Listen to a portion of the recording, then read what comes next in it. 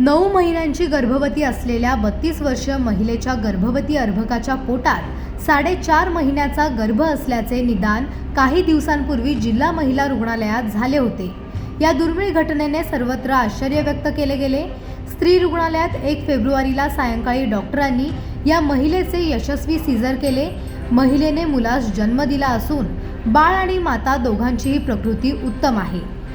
5 लाखांमधून एक आढळणाऱ्या या प्रकाराला वैद्यकीय भाषेत फिटस इन फिटो म्हटले जाते। 9 महिन्यांची गर्भवती असलेली 32 वर्षीय महिला काही दिवसांपूर्वी येथील जिल्हा स्त्री रुग्णालयात सोनोग्राफी करण्यासाठी आली होती। स्त्रीरोग तज्ज्ञ डॉक्टर प्रसाद अग्रवाल यांनी सोनोग्राफी केली असता महिलेच्या गर्भातील अर्भकाच्या पोटात आणखी एक अर्भक असल्याचे निदान झाले होते। बाळाच्या पोटात 4.5 महिन्याचे अर्भक होते। निदानानंतर समुपदेशन करत कुठलाही धोका नसल्याचे गर्भवतीस सांगण्यात आले होते।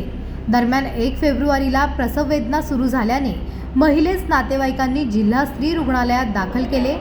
महिलेच्या गर्भात पूर्णतः वाढ झालेल्या बाळाच्या पोटात आणखी एक गर्भ दिसत असल्याने ही केस डॉक्टरांसाठी आव्हानात्मक होती। जन्माला आलेले बाळ 2 किलो 300 ग्रॅम वजनाचे आहे। त्याला नवजात शिशु विभागात ठेवून रात्रभर उपचार करण्यात आले। प्रकृती स्थिर झाल्यानंतर त्याला अमरावती येथील संदर्भीय सेवा रुग्णालयात पाठवण्यात आल्याची माहिती जिल्हा शल्य चिकित्सक डॉक्टर भागवत भुसारी यांनी दिली आहे। जे आपल्या इकडे फिट्स अँड फिटूचे पेशंट होते, रुग्ण महिलाची जी डिलिव्हरी झाली, बाळाची तब्येत कशी आहे?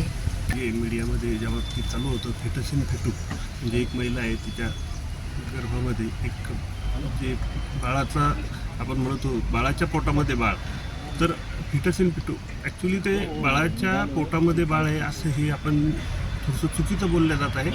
ते फिटस इन फिटूचा अर्थ असा होतो की एक ही डेव्हलपमेंटल ॲनोमली आहे आणि या डेव्हलपमेंटल ॲनोमलीच्या माध्यमातून जे काही बाळाच्या पोटामध्ये एक मांसाचा गोळा तयार होतो आहे त्याला आपण फिटस इन फिटू अशा नावाचा संबोधलं जातं आमच्या मेडिकल टर्मिनॉलॉजीमध्ये।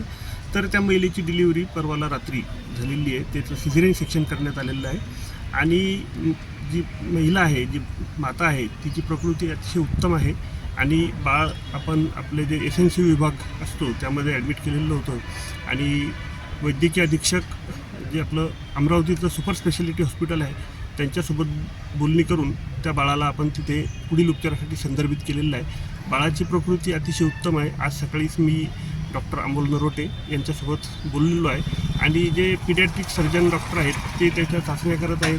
त्याचा आता एक CT स्कॅन केला जाणार आहे आणि जे काही त्याच्या पोटामध्ये एक मांस आहे जो आपण मांसाचा गोळा म्हणतो तर त्याच्यावर शस्त्रक्रिया त्याच्या प्रायमरी तपासण्या झाल्यानंतर करण्यात येईल।